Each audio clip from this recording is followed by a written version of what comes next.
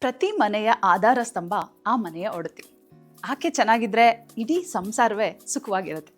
ಹೆರಿಗೆ ನಂತರ ತಾಯಿ ಆರೈಕೆಗಾಗಿ ನಮ್ಮ ಪೂರ್ವಜರು ಬಳಸುತ್ತಿದ್ದ ಅಳವಿ ಕಾಳಿನ ಶಕ್ತಿ ಈಗ ಸೋಲ್ಯಾಕ್ ಬೋಮಿಕ್ಸ್ ರೂಪದಲ್ಲಿ ನಿಮ್ಮ ಮುಂದೆ ಇದೆ. ಇದು ರಕ್ತಹೀನತೆ ಮತ್ತು ಮುಟ್ಟಿನ ನೋವಿಗೆ ಉತ್ತಮ ಪರಿಹಾರ.